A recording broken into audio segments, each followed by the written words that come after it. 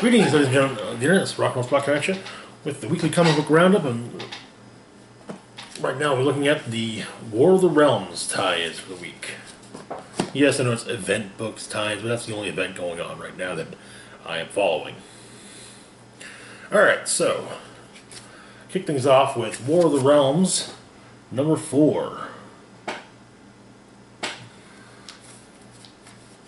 Alrighty. Where we left off, Malekith had pretty much managed to overtake, Earth. However, the various forces of Earth, the Avengers, their allies, the remaining Asgardians, so on and so forth, were doing what they could to turn the tide, including Freya, the All-Mother herself, going off to Svartalheim with Blade, She-Hulk, Ghost Rider, and the Punisher in order to destroy the Black Bifrost. However, while that was going on, some of Malekith's Dark Elf soldiers attacked Asgard and managed to basically put the final nail in the coffin of the Bifrost, of the traditional Bifrost. Alright, so we open up in Alfheim, the palace of Ljosalgard. It's spelled oddly, so yeah. The home of the Light Elves. With some narration. The first battle in what would become Malekith's War of the Realms was fought many moons ago in the once radiant and peaceful realm of the Light Elves. In truth, it was more massacre than battle. Malekith's Dark Elf army sacked the capital city, burned the gardens of the Fae, poisoned the Chardonnay River, and scarred Queen Featherwine before marching to the next realm.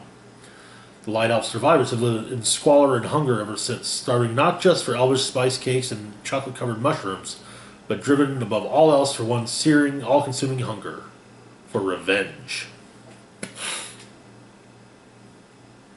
Anyway, a portal from the Black Bifrost has opened up. In front of the Queen and Sir Ivory, and the Punisher comes through, explaining that Lady Freya said to them, and hey, if you want to pay Loki back, or pay Malekith back, come with me. On Asgard, the forces at the remains of the Bifrost take out the Dark Elves who had attacked it.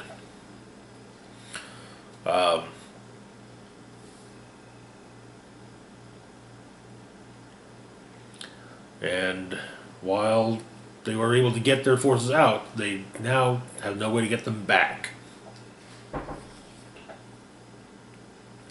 However, in Svartalheim, Freya has embraced the darkness and is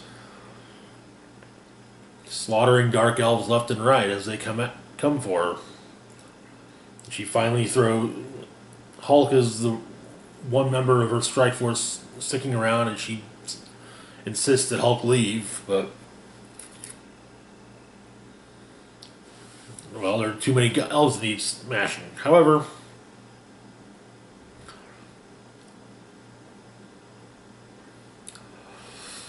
Freya sends her through the portal anyways, and basically says, hey, one of the elves remarks that she's just one goddess. They can swarm her and tear her to pieces. The Freya says that she is one goddess, and how many dark elves do you think one goddess is worth? Hundreds? Thousands? All of you?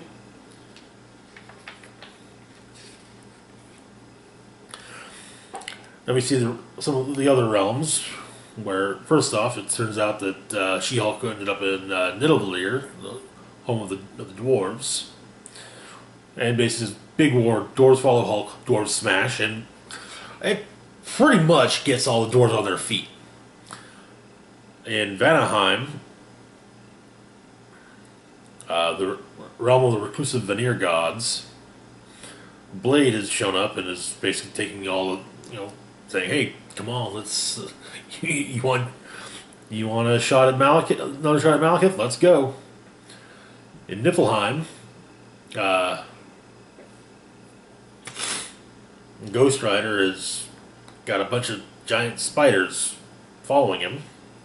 And then in Jotunheim, the Avengers have managed to get Thor, and well, they've got their one of them was holding Logan, but Cap and crew are trying to get through, are leaving. They return to Midgard, but the mountain is under siege, and Black Panther has Shuri, his sister, fire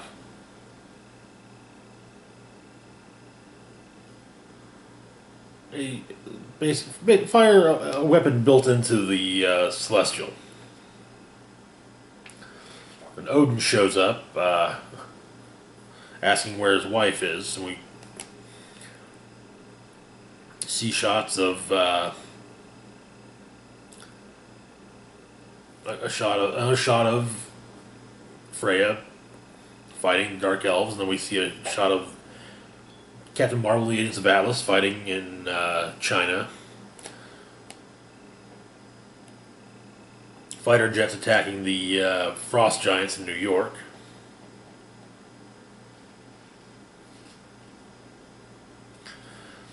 And Captain Malekith says, "From the burning wall of China to the frozen canyons of the new city of York, all is as it should be. All of Midgard is at war. All thanks to me." You're welcome. He's addressing Venom. He's addressing Venom.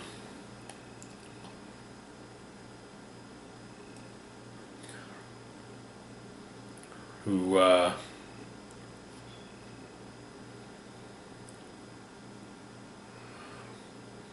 talking about how some weapons are meant only for the gods and for killing them. However, now Malekith realizes he can't get out of the Bifrost. He can't call it Bitterhand, who watches the Black Bifrost, isn't responding.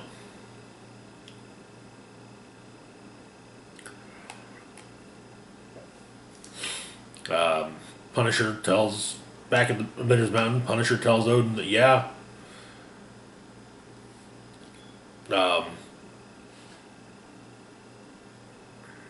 Freya's in Svartalheim. And yes, he left her there because she was her mission and her order. However, turns out that Screwbeard and Tony Stark have made something for Odin. They'll help him with traversing the Black Bifrost and saving Freya.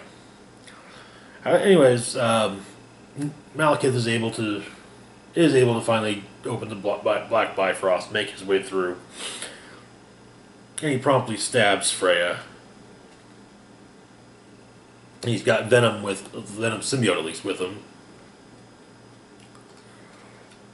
And before he can abscond with Freya, Odin shows up in his iron armor.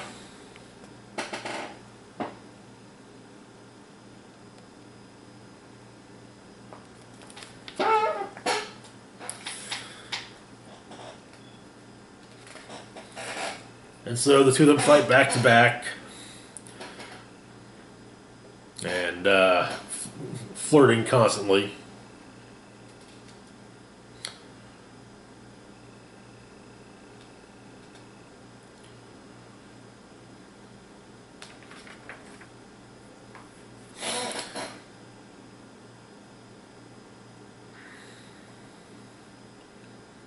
And Thor comes out having gotten over his berserker rage with a new prosthetic arm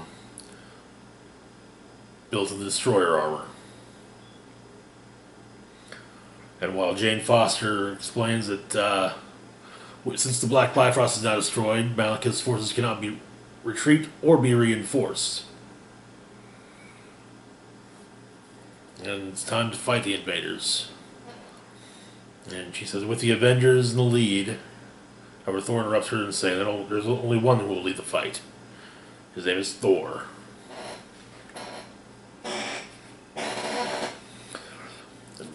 Next issue begins Act 3. Kind of the basically turning of the tide kind of thing. Moving on, we've got War of the Realms Strike Force, the War Avengers.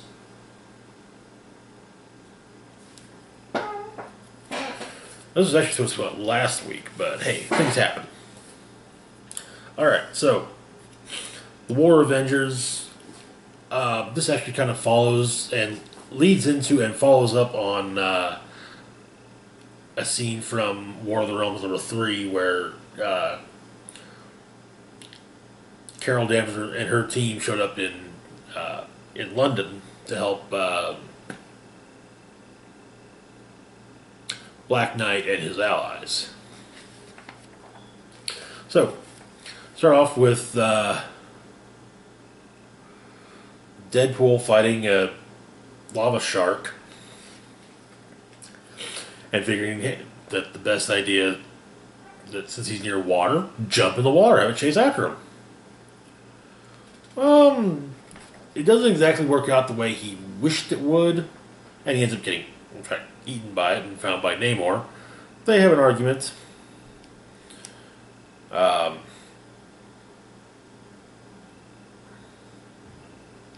We get some butting of heads between Captain Marvel and Namor. Namor has no problem with the fact that, Asgardian villains are taking over the surface world. They're not in the oceans, so who cares?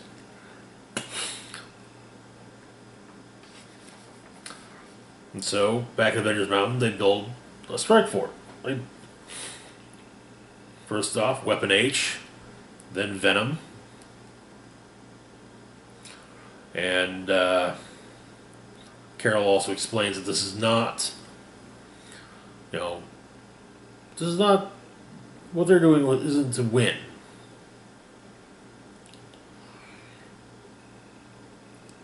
They're simply going to hold the line. Next we cut to Black Widow and Winter Soldier at a State International Weapons Facility in Arizona. They managed to find the jet they're looking for and weapons. But there are, of course, frost giants about. And the War Avengers show up and, well, they do what they can to help. Taking down the frost giants and allowing for Bucky and Black Widow to escape. Later in Sweden, they're once again fighting more of the dark elves.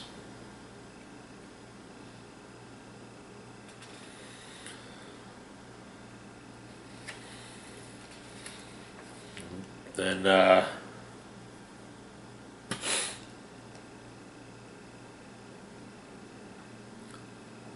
they escaped via a special portal that one-time use only from Captain Britain. Turns out that Captain Britain is in charge of the Braddock Academy, proving ground of kings and wizards alike. And he explains that he can offer his sword, but that's all.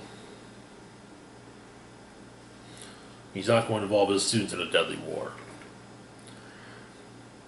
And so they head out to London, and we get some... initially, Spitfire, Black Knight, and Union Jack actually had a pretty good time with it. We're actually doing pretty well, but then Malekith showed up personally, and, well, Fight continued.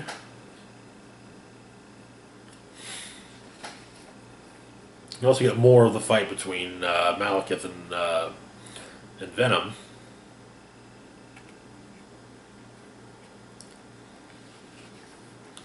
Complete with the two of them disappearing and the Ebony Blade being left behind. Apparently they went to Stonehenge. We now know they went to Stonehenge.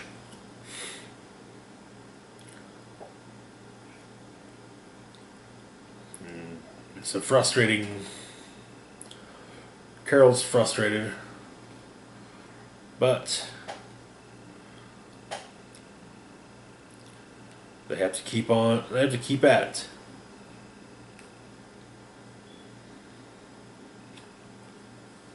She basically gives a long monologue.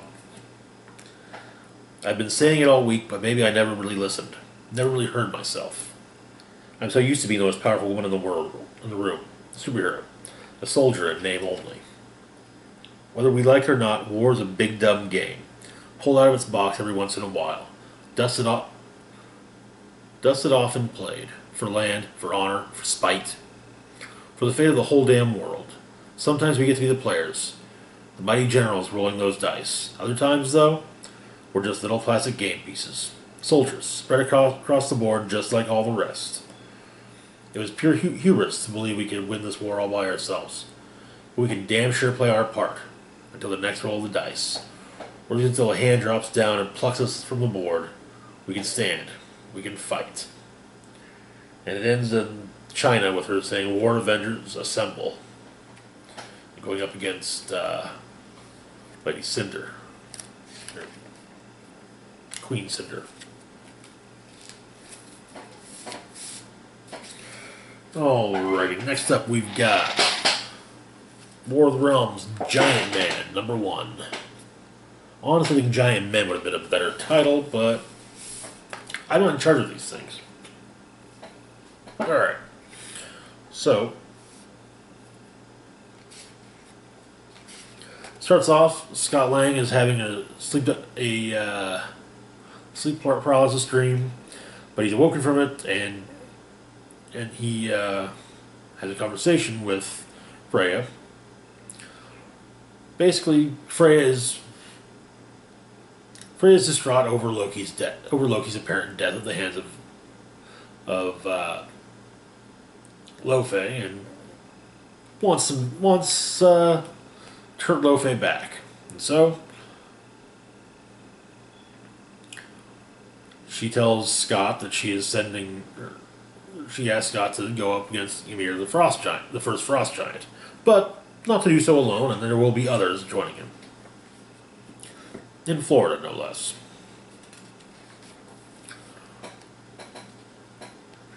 So first off, we get Raz Malhotra, the new Giant Man. Tom Foster, the new Goliath. And Eric Jostin, also, a.k.a. Atlas. And so, they work together, work on their disguises, and head to Yeehaw Junction.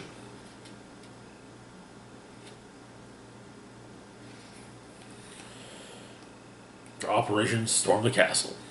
And they've all painted themselves blue, as much as they can paint themselves blue. They're at a currently thriving Frost Giant marketplace, getting supplies.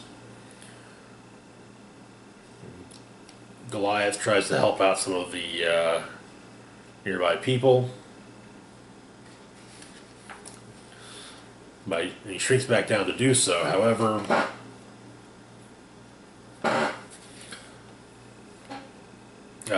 when he's noticed by one of the other Frost Giants, Ant-Man basically, that's my manservant. Yes, that's it. Of course,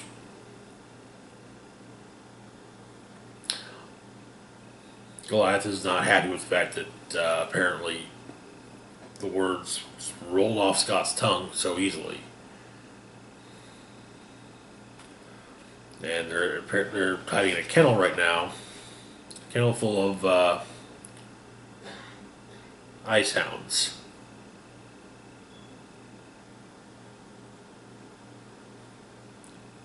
The ice hounds only obey frost giants and always know when intruders are around.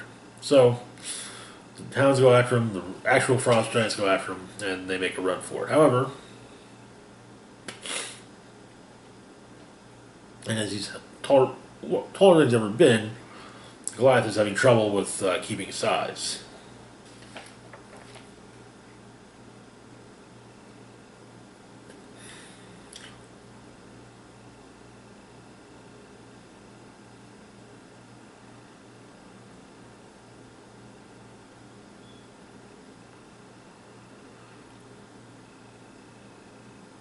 And so Giant Man, but they make up with a plan to get away.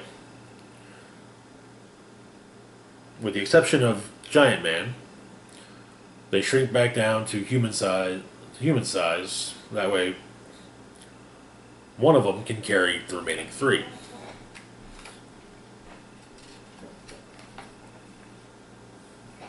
They end up at a death wall. But the ice hounds have caught up with them. And Atlas makes one reminding everyone that the rest of them might be scientists, but he's just a guy that grows. That gets tall. And that's where it ends.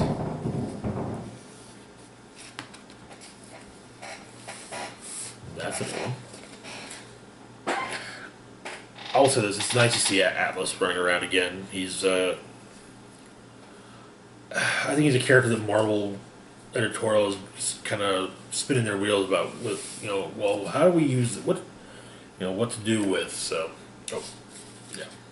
First and foremost. Next up, we've got Spider-Man and the League of Realms, #1. I think this was also supposed to come out last.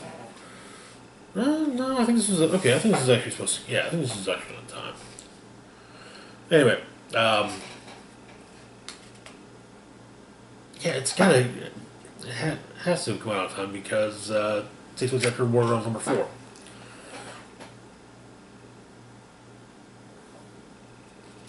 And so, we start off in Nigeria. Spider-Man driving a Jeep with the members of the League of Realms. Screwbeard the Dwarf, Ro Bloodroot, the Wood Wizard of Vanaheim,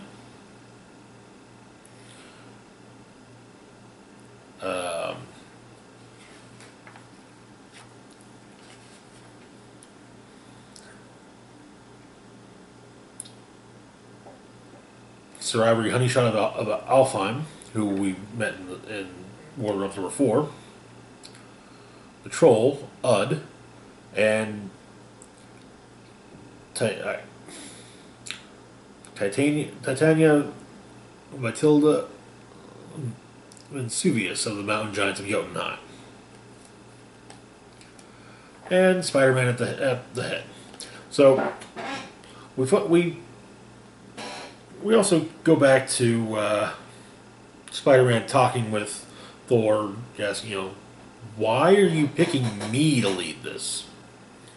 And he explains with the League of Realms, it's warriors from numerous realms, and with this war being on Midgard, they need someone from Midgard to lead them. And apparently, Spider-Man is the most Midgardian man that Thor knows. And he explains it's the highest of compliments.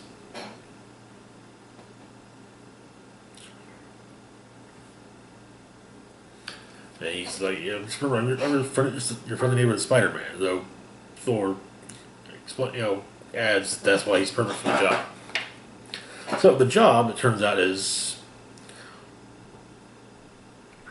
they're going into Nigeria and going after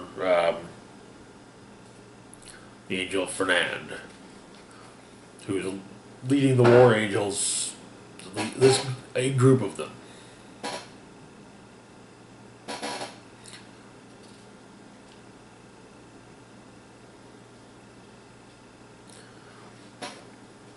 And she basically, First off, it's explained that there's hopefully their presence is masked by magic that the War Angels might have a way around. They do have a way around it. Fernand, however, tells her forces to wait until Spider-Man and his team are surrounded and then attack them.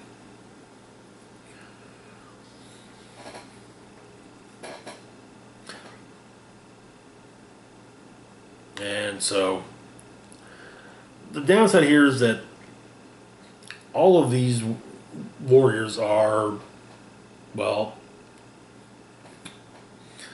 they're there to kill Malekith's forces. Spider-Man is not a killer, but he's at least going to try and save the civilians. And he does learn where it is that Fernandez holed up. In church. Does church.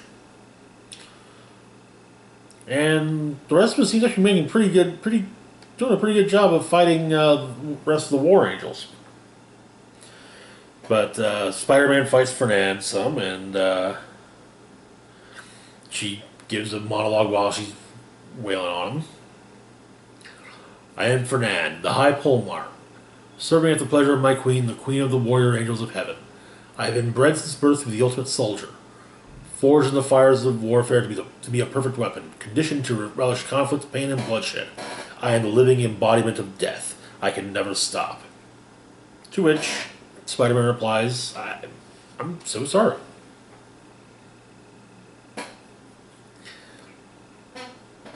So that all sounds horrible, and then he asks if she ever wished she could stop. And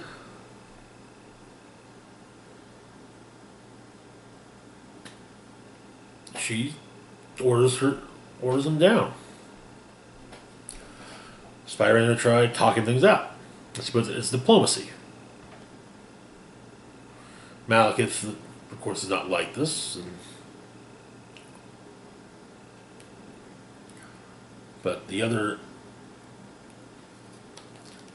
leader of the Angels says, offers to hunt down the traitor and punish her, but Malekith's like, no. There are other matters you have to deal with. Apparently, those other matters will be explored as Guardians of the Galaxy number 10. Turns out, however, that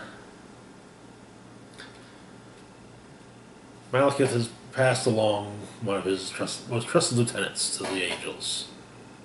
Curse.